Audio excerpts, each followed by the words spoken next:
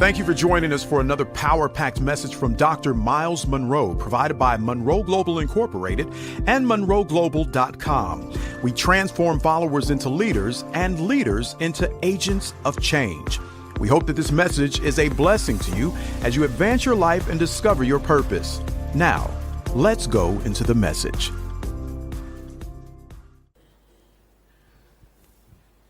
So I want to speak to you on one of the most important aspects of becoming the great woman and man you were born to be. I want to talk to you about the power of visionary leadership. Write it down. The power of visionary leadership. We want to focus on the key to becoming an effective leader as a woman or as a man.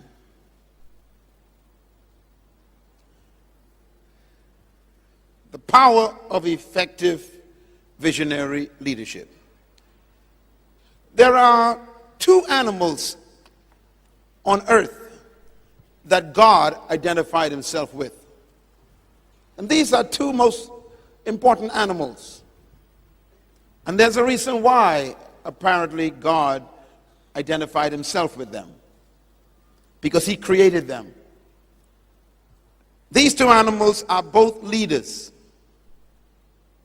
The first one is the eagle. If you read the Constitution of Heaven, you call it the Bible, you will find that throughout that document, God keeps identifying himself with the eagle.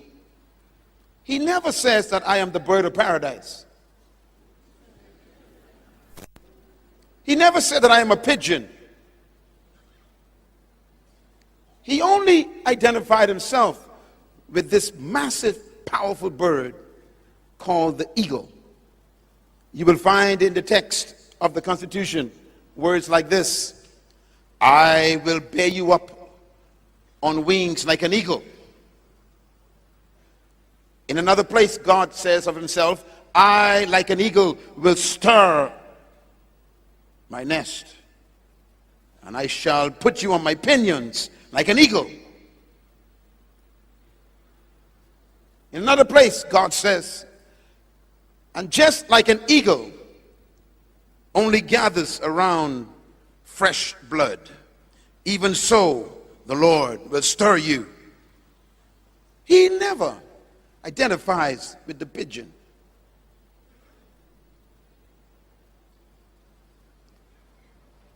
The second animal that God identified himself with is the lion.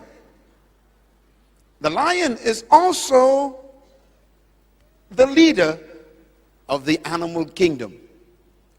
So the eagle is the leader of the bird kingdom, and the lion is the leader of the animal kingdom. Even though the lion is not the largest animal in the jungle, he's not the most powerful, he's not the most intelligent, he's not the biggest animal, and yet the lion rules the jungle.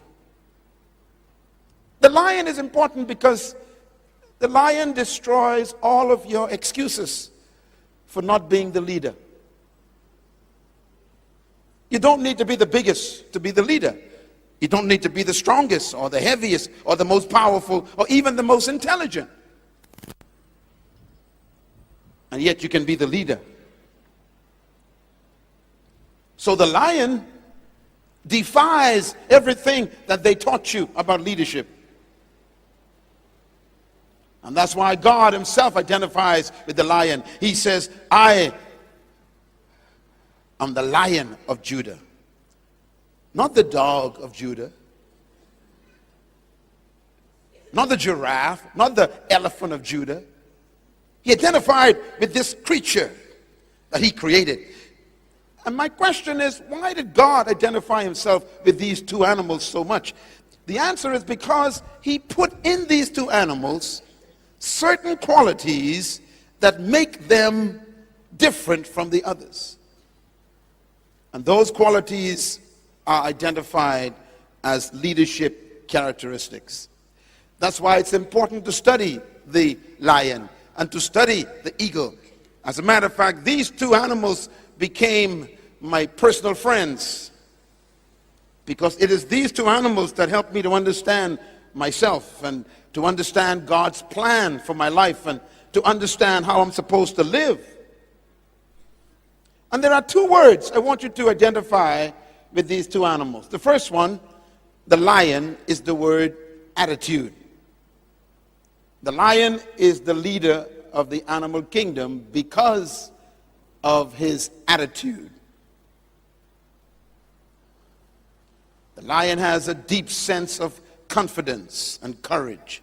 He's not afraid of the elephant or the giraffe. He eats the hippopotamus. He destroys the bulls. He somehow has this confidence that he can eat any animal, no matter how big they are, no matter how strong they are.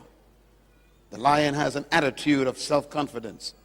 The eagle, identified with the word vision. Everybody say vision. What makes the eagle dangerous is God placed in the eagle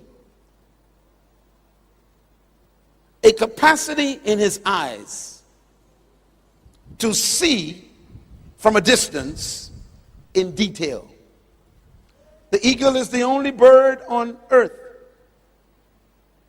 As a matter of fact, he's the only animal on earth who can see 50 times better than a human.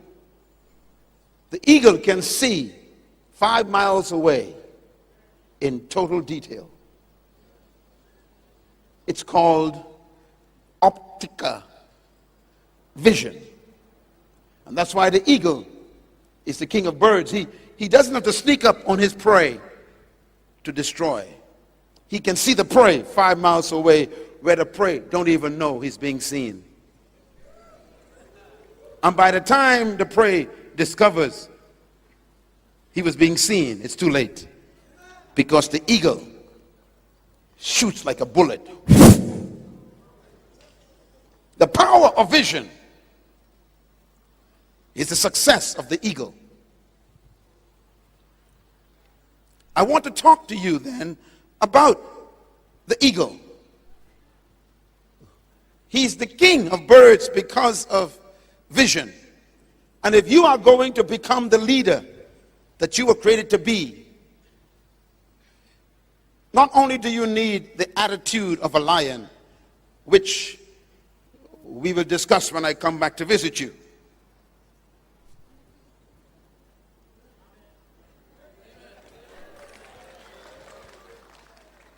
but for you to become the leader that you were born to be,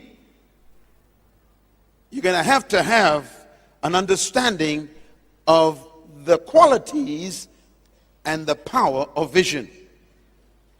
First, let me define leadership again for you so that you will have a working definition of what a leader is, because you were born to be one, young man. Leadership is defined as the capacity to influence others through inspiration generated by a passion, motivated by a vision, which is birthed from a conviction produced by a purpose. It's a long sentence, but each word is important. Leadership is the capacity to influence other people through inspiration, not manipulation. So true leaders never manipulate people, they inspire. If anyone tries to control you, they are not a leader. That includes your husband.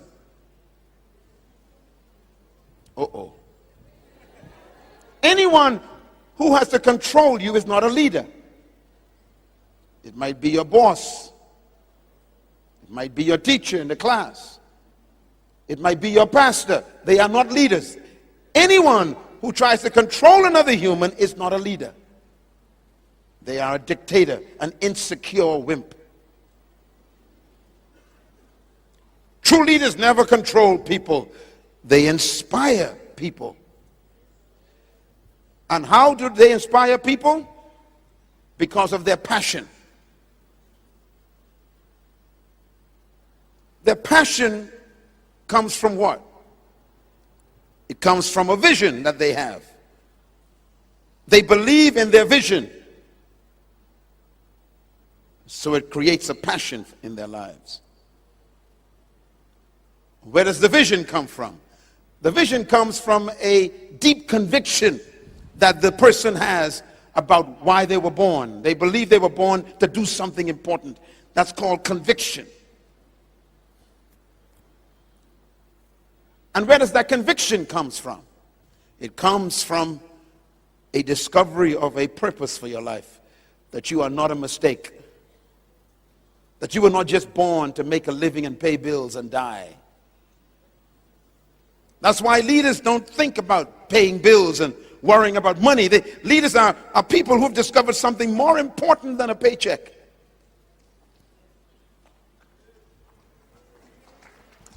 Leaders are driven by a sense of purpose and destiny. They believe that they were born to correct a problem, to bring healing to humanity, to change a community, to transform a society, to impact their country. That's leadership. That's why most people today are not leaders. They just want to make a living.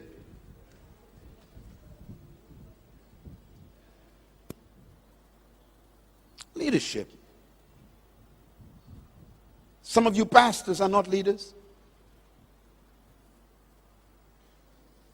because you entered the ministry to make a living. You call it a call. We know it's a cash. You got to ask yourself a question today. Why am I in the ministry? Why? Is there a passion for what I'm doing? Am I willing to die for what I'm doing?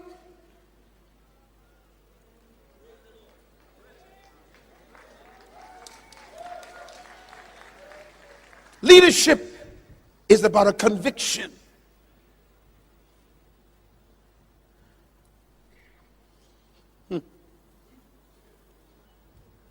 You can be a preacher all your life and be useless.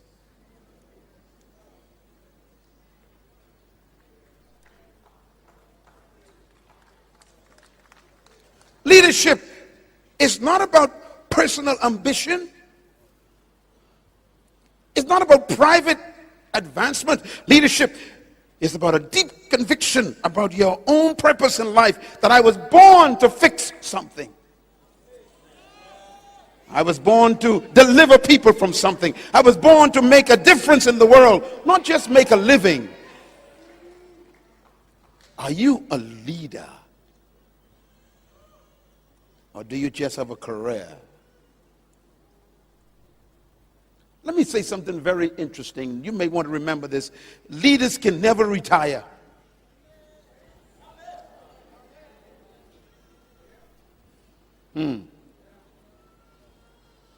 If you can stop doing what you're doing and still be happy, you are not a leader. Because you cannot retire from yourself. And a leader is one who has discovered herself. She has discovered who she was born to be. He had discovered what he was born to do. And you cannot retire from yourself.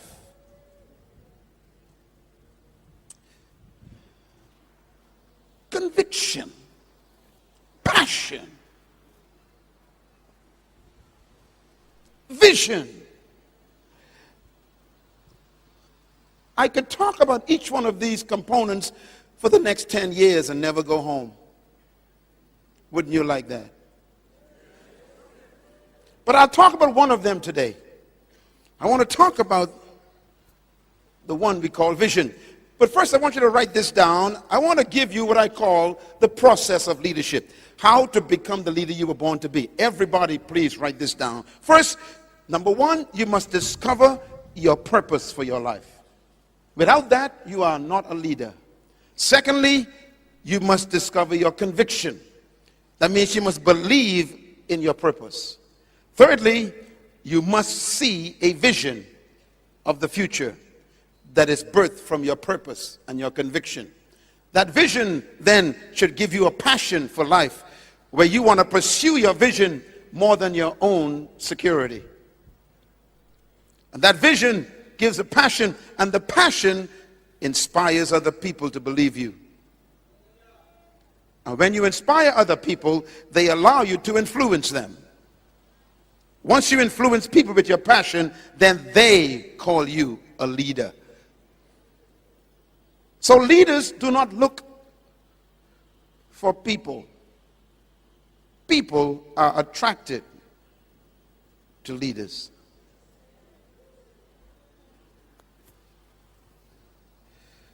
And that's why every great leader in history never looked for followers. Why do we like Nelson Mandela? Why do we feel so excited about Martin Luther King Jr.'s life? Why are we so inspired and impacted by Mother Teresa? Why are we so impressed?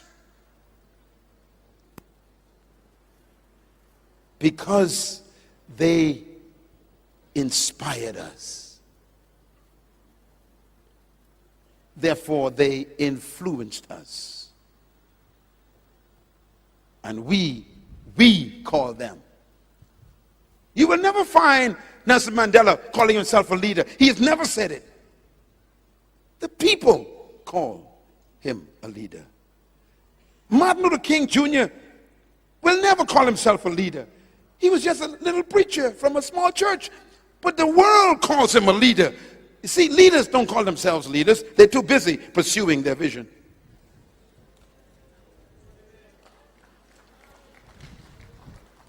So leadership is a result, not a pursuit.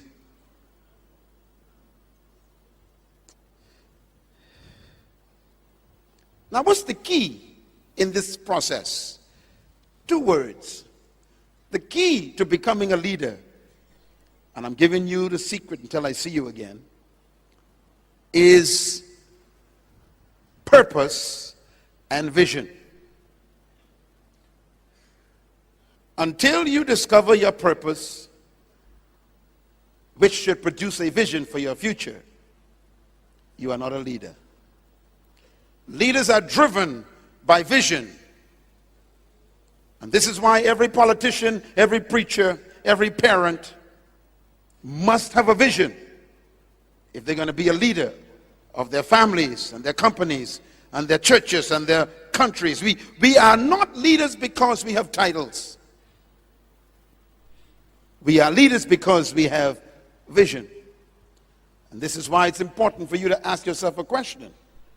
Do I have a vision for my life?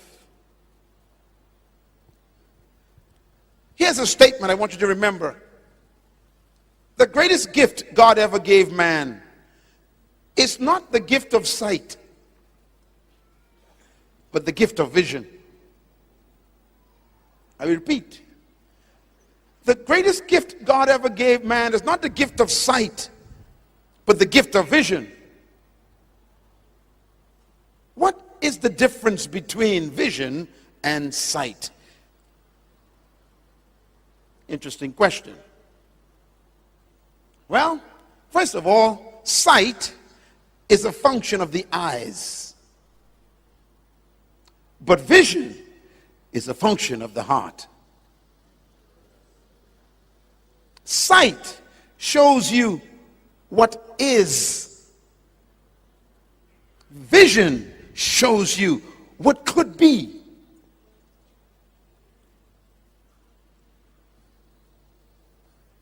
Sight is limited to the present. Vision is unlimited to the frontiers of the future. This is why sight should always be the servant of vision. You should never live according to your eyes. Followers live through their eyes. Leaders live through their vision.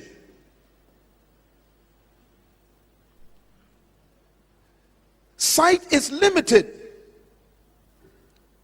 to what the eyes can see, but vision is limited only by the imagination of your heart. And this is why leaders are never disturbed by the present. No matter what the conditions are, they are always at peace because they don't live from the present. No leader should trust his eyes.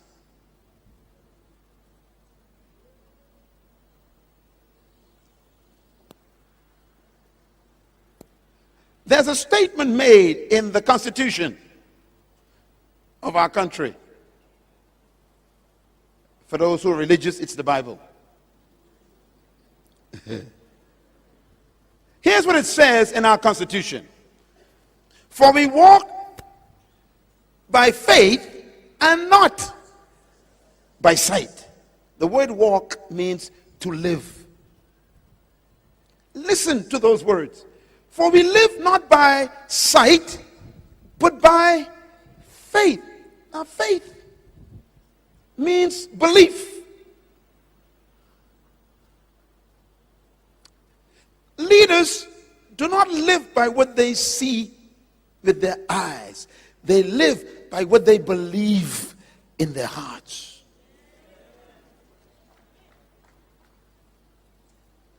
And this is why leaders are never easy to live with.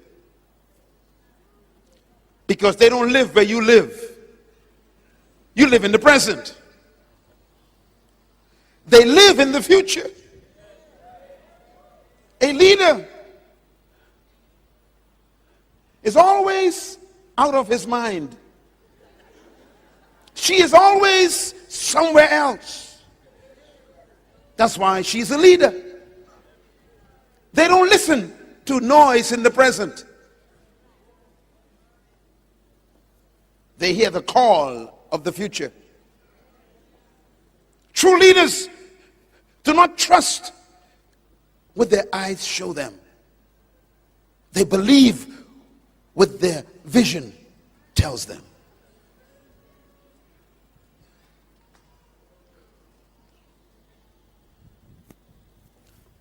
The Bible says, the just shall live by faith, not by sight. So when a leader has no money, he never panics.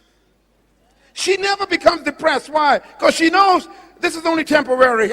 I see plenty.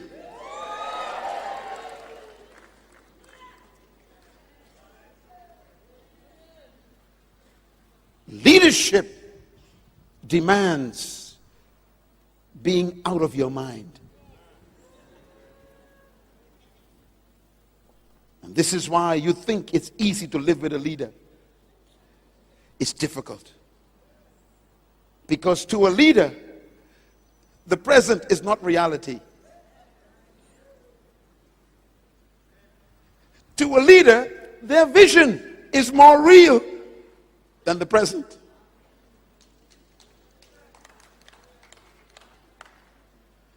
I challenge you, young man,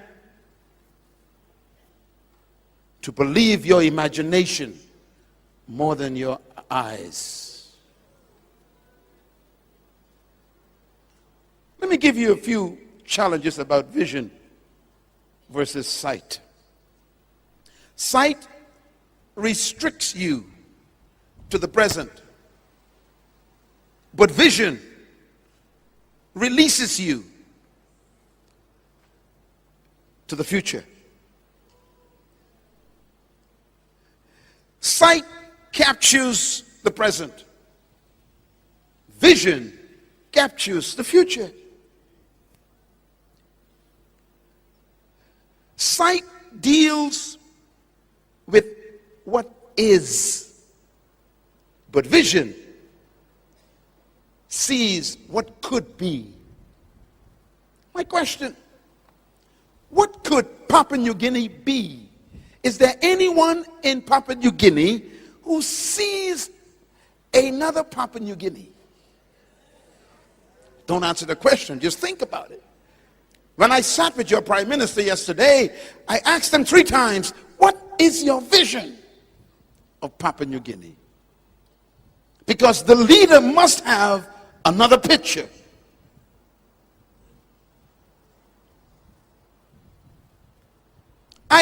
always judge a leader by their vision, not by their programs.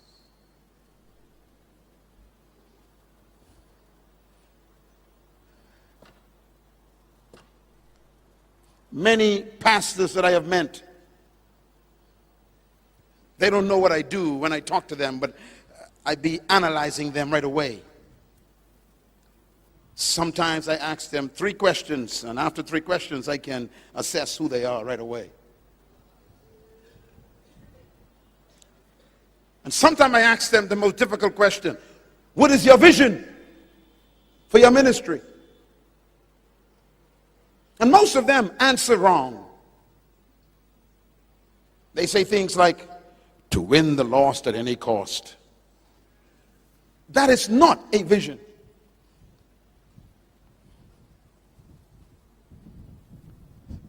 And that's why the church is not growing. I ask pastors, what is your vision? And they answer me,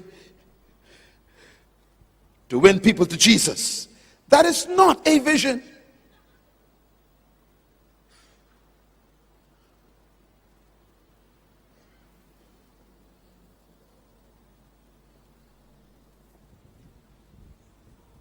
That's no picture of the future.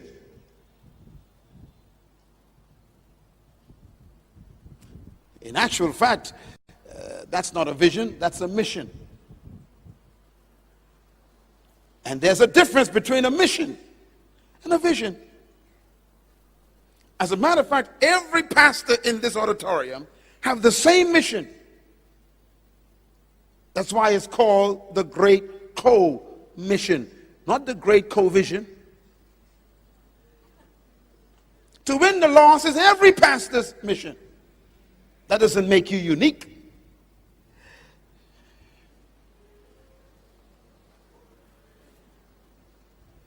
When I talk to business people, I ask them, what is your vision for your company? And they say things like, to make a profit. That's not a vision. That's every company's mission, to make a profit. No wonder why your company is broke. Bill Gates never desired to make money. That wasn't his driving force. Steve Jobs, who created the Apple computer, he never pursued money. If you spoke to him before he died and you asked him, what was your vision? His answer would be to put in the hands of every human on earth the power of the internet. That's a vision.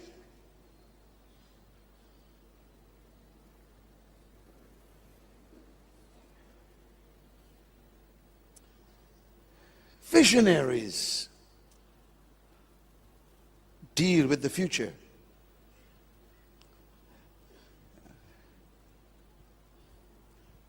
How do you measure a true vision? How do you know if a vision is real? I'm going to give you the answer. Ready? Write this down. Because many people wonder what a vision really is and what is a true vision. First, true vision is a human cause that's worthy of self-sacrifice. True vision is a human cause worthy of self-sacrifice. In other words, a true vision is when you see a future that is so important to humanity that you are willing to lay your own life down to accomplish it. And that's why true visionaries never live for themselves. Mr. Nelson Mandela had a vision of a South Africa without apartheid, a vision where everybody was equal and there was no segregation and there was no racism. He had a vision of a country where everyone was equal. He saw it and he went to prison for it. Sacrifice. Do you see something, young woman, that is worth starving for?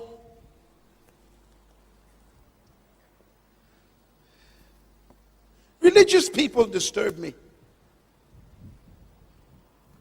because they always think about their bellies. They want to eat all the time. They want a nice car all the time. They want a nice house. They want offerings. These are not visionary people.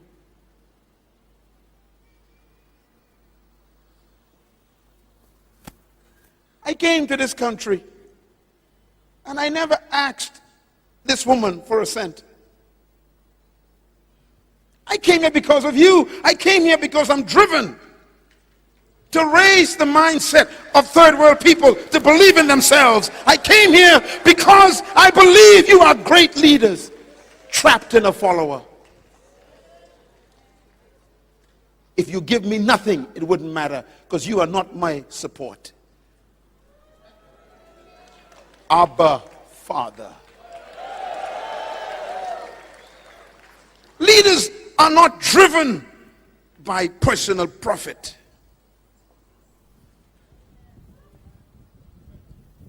They are driven by a cause that is so noble that they're willing to personally sacrifice for it. Are you a leader?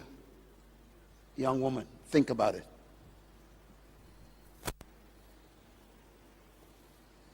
A true vision demands sacrifice.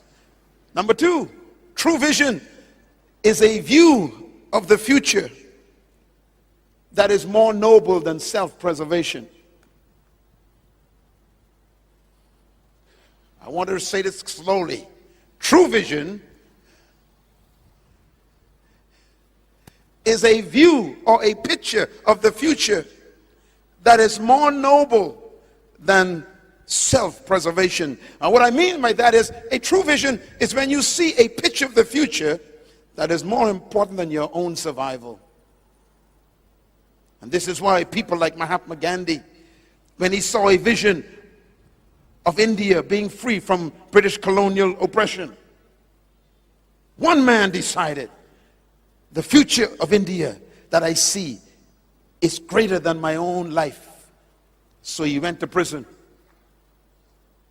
And he told them, I will not eat until my people are free. He began to starve to death in the prison. And the British tried to make him eat. And he refused to eat. He closed his mouth. And he starved for the sake of his people. Are you a pastor with a vision? Are you a businessman with a vision? Are you willing to finance your house to make your business successful? Leadership requires sacrifice. The reason why there are very few leaders in this country is because most of us want to preserve ourselves. We don't want no one to hate us. We want to be loved by everybody. We want to be accepted by everybody. We don't want to rock the boat. We don't want to disturb the community. Don't want to disturb tradition. You are useless. You cannot be a leader without breaking traditions.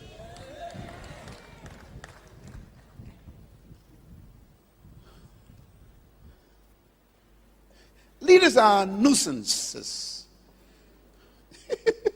True leaders are always a problem because they are always destroying the norm. They break up tradition. They're always bucking against policy.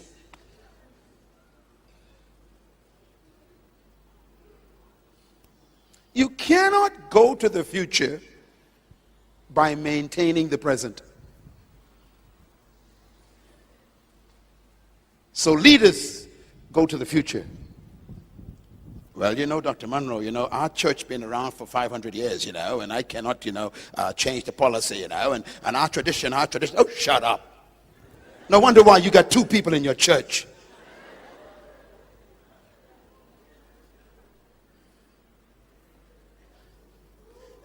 You cannot go to the future if you don't leave the present.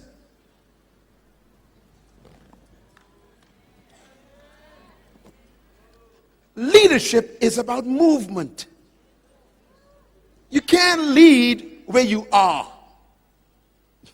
Let me put it another way. You cannot lead people to where you are. because that's where you are.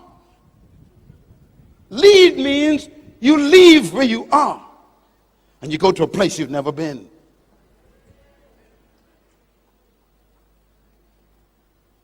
Are you a leader? Number 3, true vision is not selfish ambition. You know, you ask people sometime, what is your vision? And they say, oh, to build a big house by the water. That's not a vision, that's ambition. You ask people, what is your vision? To build a church for 50,000 people. That's not a vision, that's an ambition. What is your vision? Oh, to become a multi-millionaire by age 40. That is not a vision, that is selfish ambition. No wonder why no one's following you.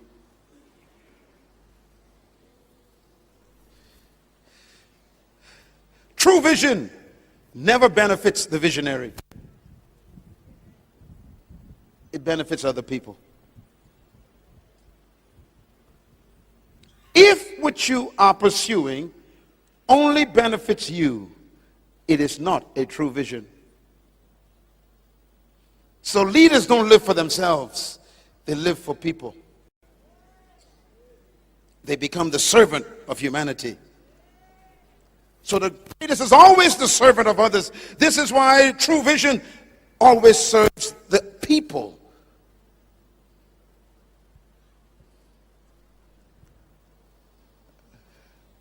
Let there be leaders in this country rising up out of this conference who will see a Papua New Guinea that is greater than their private personal ambition.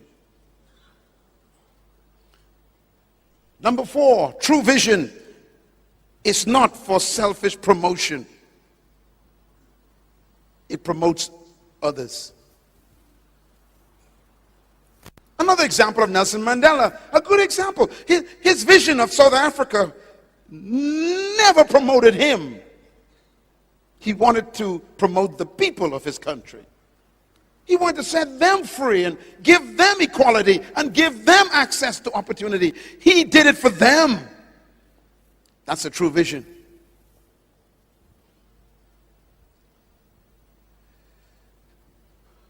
Papua New Guinea, you are in a very critical moment in your development. Your country is becoming very attractive to the global community. And they are coming for your gold and your oil and your gas and your copper and your agriculture. And the question is, will you have leaders who are more concerned about you than about themselves?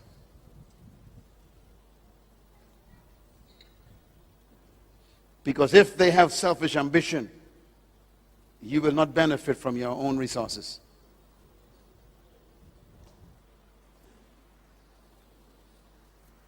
True leaders promote the people, not themselves. And number 5, true vision never destroys people. It builds people. A true vision will never destroy humanity. And this is why I have a problem with people like the late Bin Laden. Bin Laden had a vision, but it was not a true vision because it destroyed humans. The great mind of Muhammad. I read the Quran. It's a beautiful book. It's a religious book, of course, not a constitution. And Muhammad writes in his book that anyone who is an infidel must either be killed or made a slave. What kind of vision is that?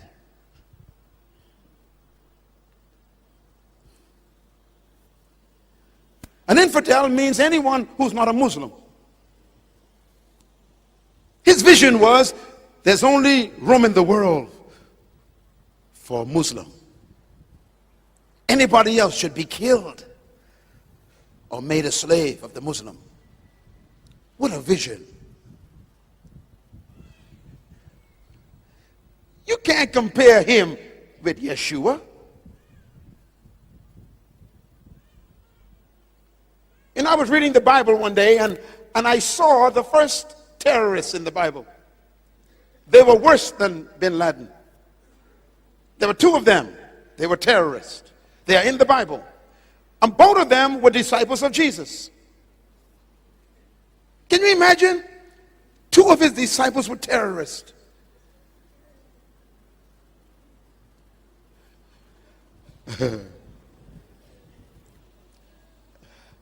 One day, they were walking through a village,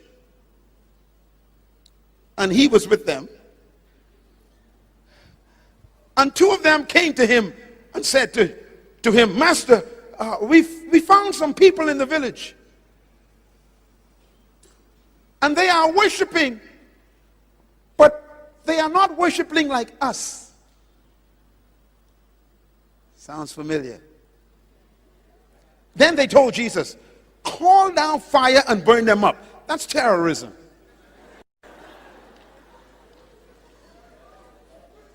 They were worse than Mr. Bin Laden. You see, at least Mr. Bin Laden instructed his cohorts to fly some aircrafts into a building and kill 3,000 people. He instructed his cohorts to strap bombs on their bodies and walk into a marketplace and pull the cord and destroy innocent people. At least he did that. That was okay. But these guys actually asked God to kill them.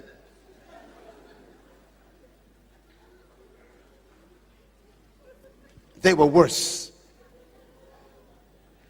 They told Jesus to call down fire and burn innocent people up. What an attitude of leadership. True vision never destroys people. Adolf Hitler had a vision of Europe being under one government like the Romans, and he believed that he was called by providence to be the leader of the Third Roman Empire. And he killed millions of people to fulfill his dream. That's not a true vision. A true vision never destroys humans. Would you like to hear Jesus' response to the terrorists? Okay. Both of them were called James and John. I think they were from Papua New Guinea, maybe. They said, call down fire and burn them up. Why? They don't worship like us. No different from what's happening today.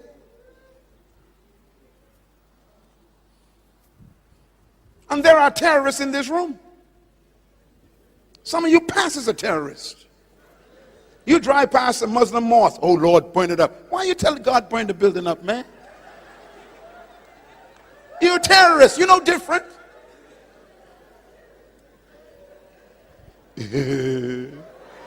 I got you. That's not leadership.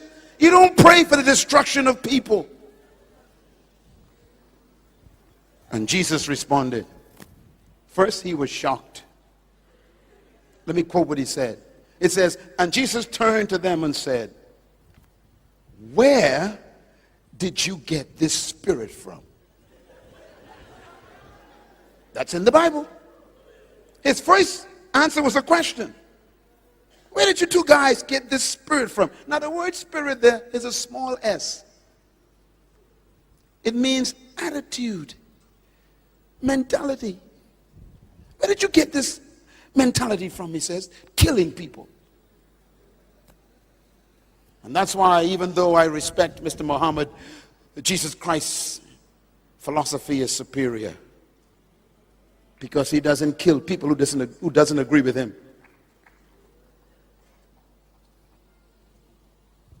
Where did you get this spirit from? He said. And then he said these words: I did not come to destroy men's lives, but to save them.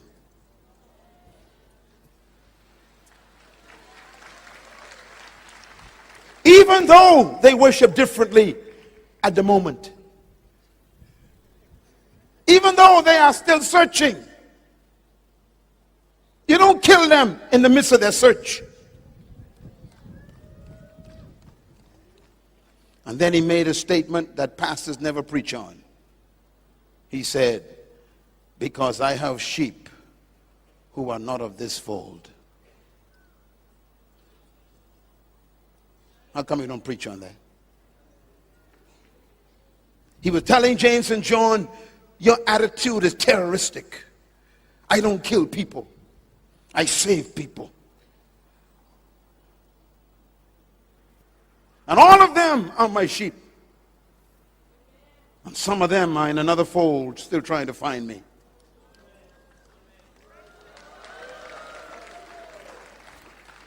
They can't find me if you kill them.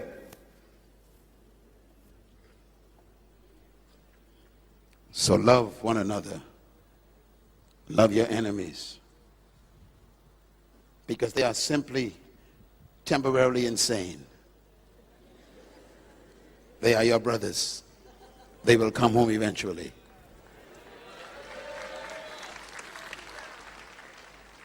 True vision never destroys.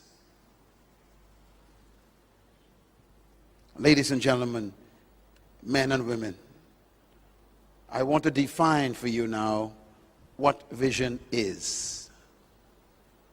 We know what it is not. So what is it? Number one, vision is a conceptual view of the future. Now this word conceptual sounds like a big word. It simply means picture. Picture. Vision is a picture of the future. Secondly, vision is a visual manifestation of your purpose. Your purpose is your assignment for your life. Vision is when you see it in pictures. Thirdly, vision is a glimpse of the reason for your existence. I have a dream. I see the day coming when little black boys and little white girls will walk hand in hand in the streets of Alabama. I have a dream that a man will be no longer judged by the color of his skin, but by the content of his character. I have a dream.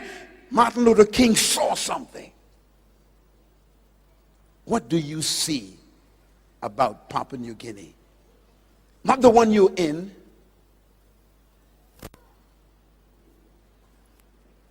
Is there a leader in your government, in your country, who speaks like that? I have a dream of Papua New Guinea. I see a country where the streets are paved and people are happy and education is for everyone and health is available and peace reigns in our castles and people are happy in their homes and there is no strife and no broken homes and no crime. I have a dream. Is there someone with a dream? Or do you simply want a job?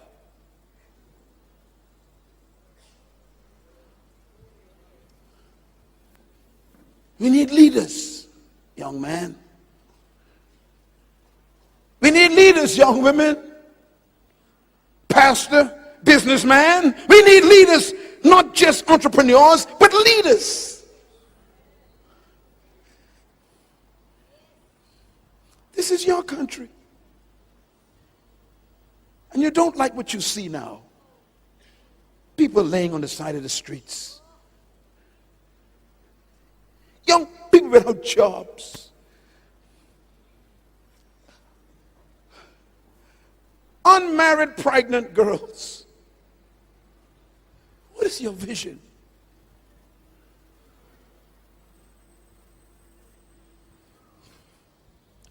We need some leaders here.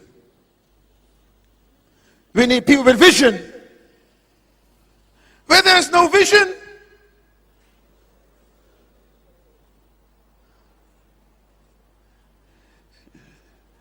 we need leaders. I was sent here to disturb you.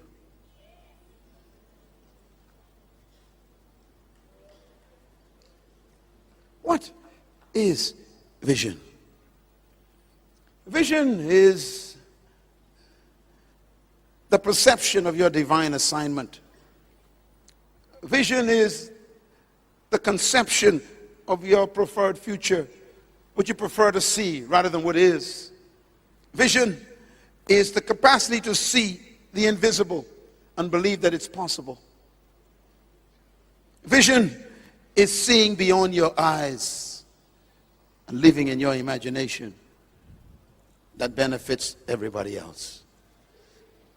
Are there leaders in Papua New Guinea? Esther was a beautiful young girl. She was in her 20s, and she decided to save a whole island and a whole country. Are there 20-year-old women here who got a vision of Papua New Guinea, like Esther? And Esther knew that I could lose my life. I could die.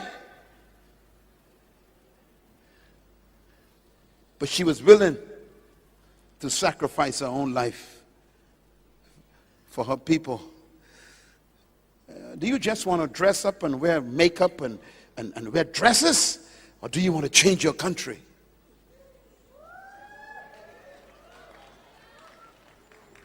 What a woman Esther was.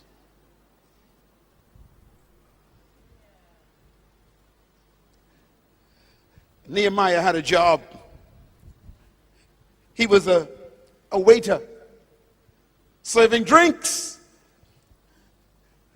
But he saw a vision of his country, and he couldn't stay on the job anymore. True vision makes your job uncomfortable.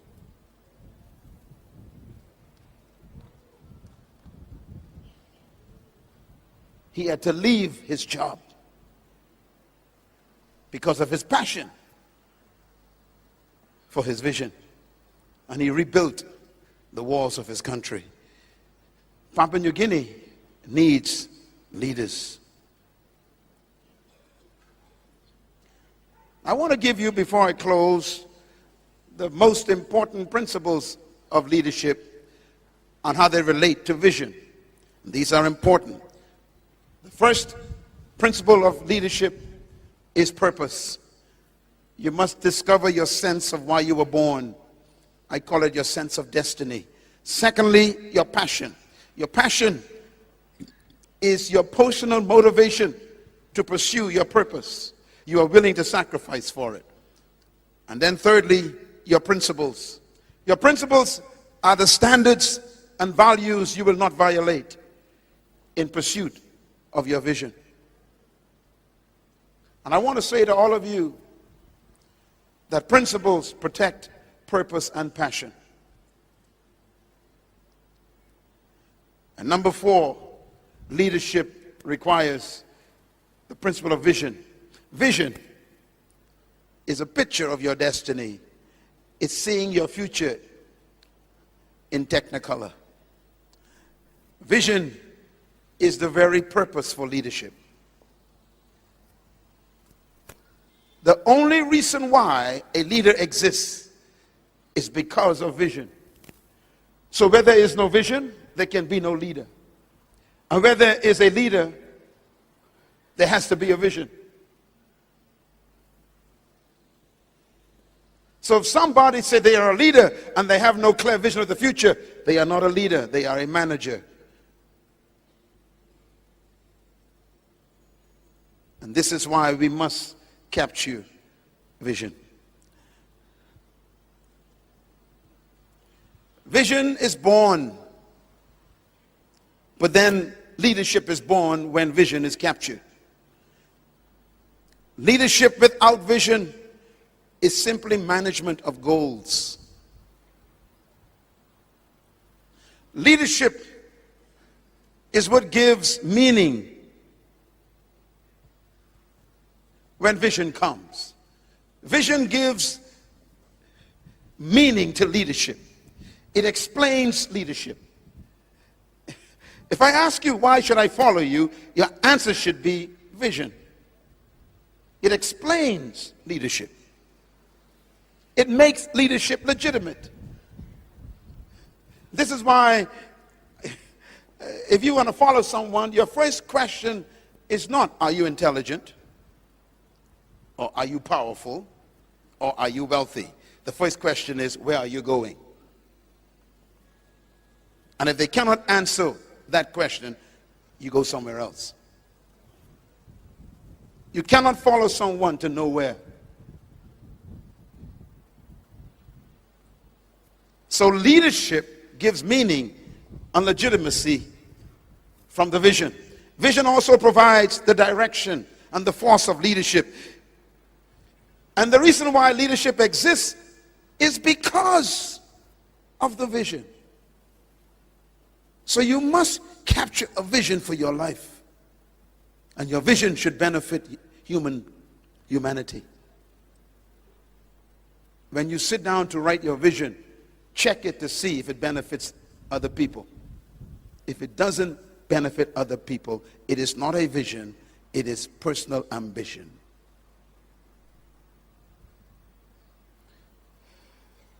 All of you came to this earth to improve humanity's life. You got to find out what that is that you were brought here to bring to us. There's a gift that you're carrying that we all need. And I say to you women here in Papua New Guinea, your culture have not allowed you to become all you were born to be. And some of you men got problems with women in leadership. You are sick.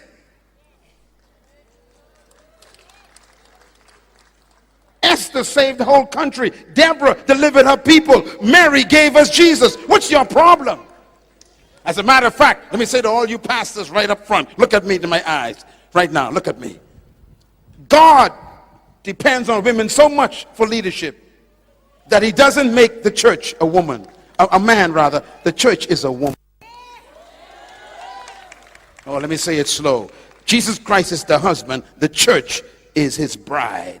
And he left the world in the hands of his bride.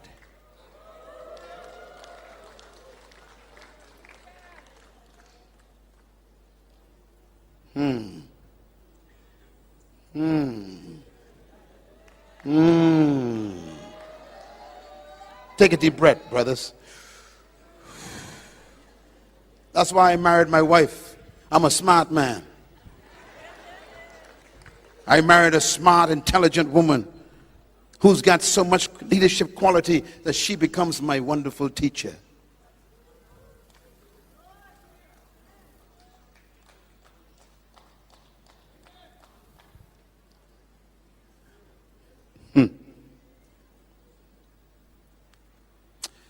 Ladies and gentlemen, do not suffocate other people's vision, including your spouse.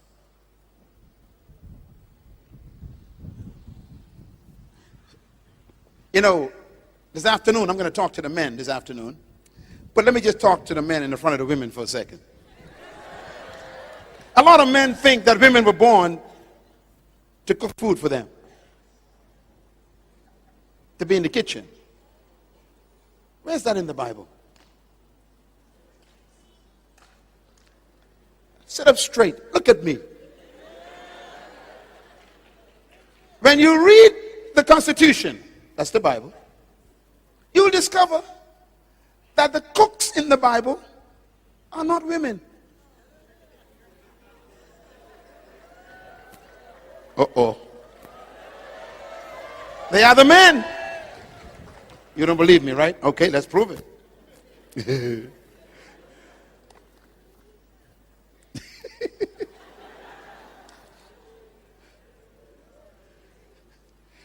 Abraham had a son. Son was named, what was his name? Isaac. Isaac had two sons. What were their names? Jacob, Esau. Okay. Isaac is God's promised son. And Isaac is about to die. Now, when a man is about to die, he wants the best of everything before he dies. So Isaac is on his deathbed. And Isaac says, you know something? I'm about to die. I know I'm going to die. I want the best meal before I die. His wife was right there. Oh, come on, guys. Sit up straight now. Talk to me. Isaac said, I don't want you to cook, woman. You can't cook. I want my son to cook. He cooks the best meal, he says.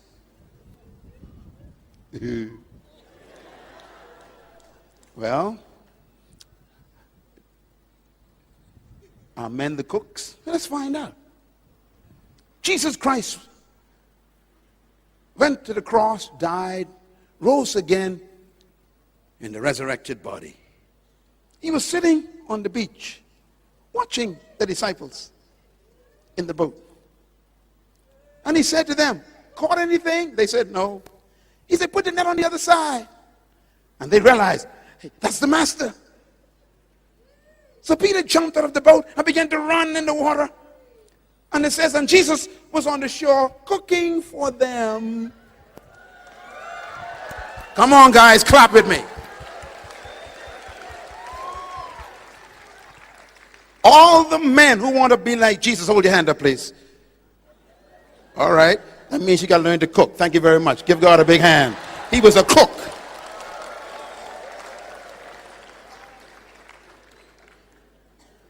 Women are leaders and they have vision. Stop oppressing them.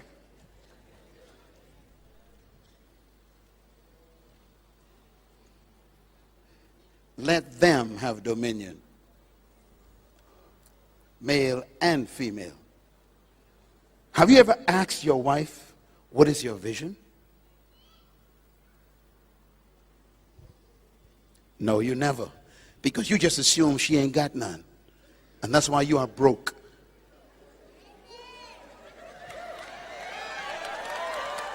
Come on, ladies, clap for me just for a couple seconds here. Get it out.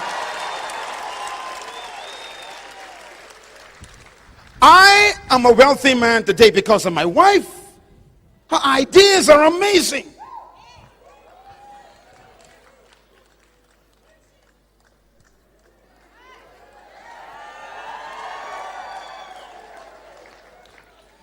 Everyone was born to be a leader.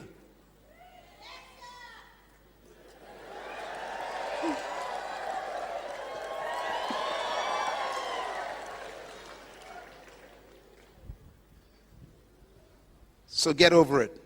It's a new day in Papua New Guinea.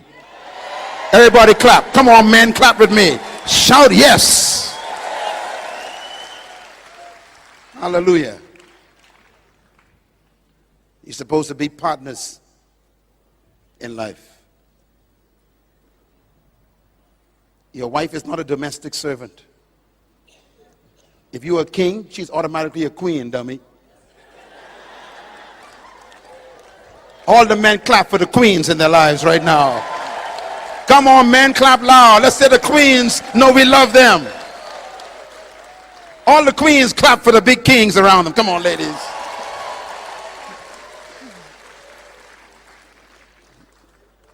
Leadership begins and ends with vision. Write it down. Leadership what? Begins and ends with vision. The reason why leadership is born is because a person captures a vision of the future.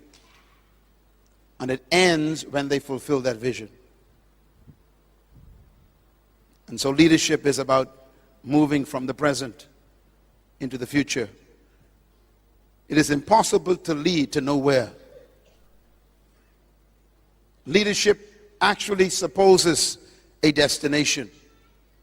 If you told me to follow you, you must be going to a destination. As a matter of fact, leadership without a destination is not leadership, is simply motion. Leadership without a destination is activity without meaning. Leadership without a destination is simply movement. I've heard it said, and I agree, if you don't know where you're going, any road will take you there. If you aim at nothing, you'll never miss.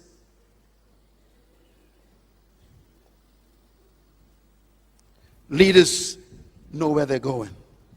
They have a destiny. They have a future picture. They know what they want to achieve, and they know exactly what they want to do. They have a perceived and conceived vision. They see the future. He who leads without a vision is simply taking a walk.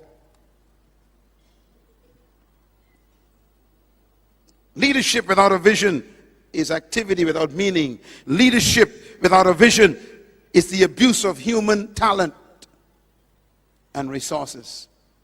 Some of you pastors, I warn you, be careful. You could be very abusive of your people. Because if you're collecting their offerings but ain't taking them nowhere, you are a thief.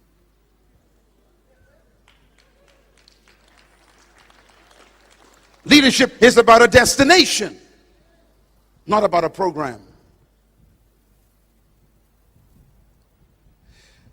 Give us leaders, O Lord.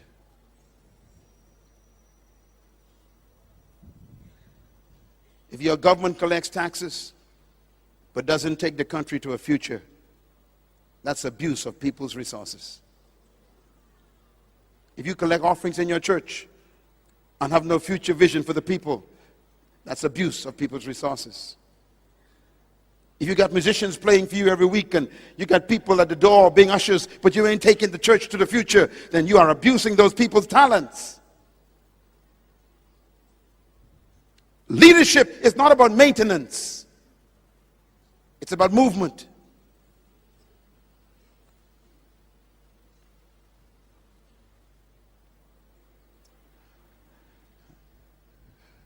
Leadership is found in this statement written by Jesus Christ. If the blind lead the blind, he says, they both fall into a ditch.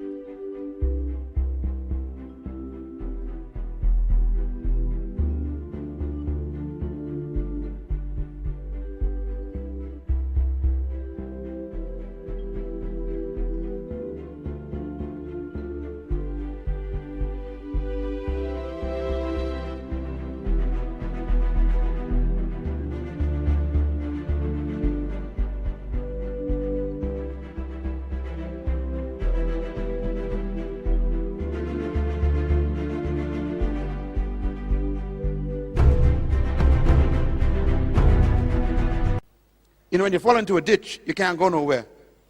You're in a hole. And most companies are like that right now. Some churches have been that way for 10 years. A hole. They ain't growing. They ain't expanding. They ain't going nowhere. They're just present. It's a hole. And it's because the person in charge have no vision. If the blind lead the blind, they both fall into a ditch.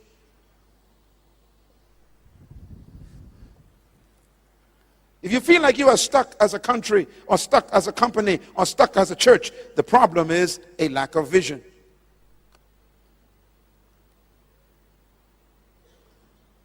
And so my admonition to you as we close this session is this: the most important component in leadership is not power, it's vision.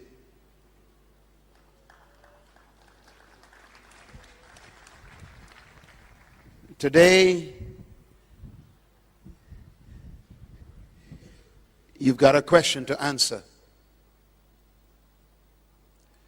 Do you have a vision of the future? Do you believe the pictures in your mind?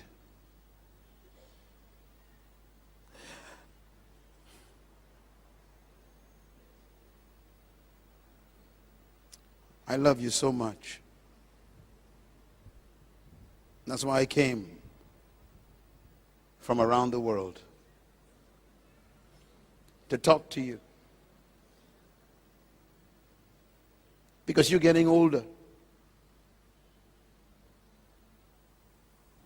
You got no more years to waste. Stop living for yourself.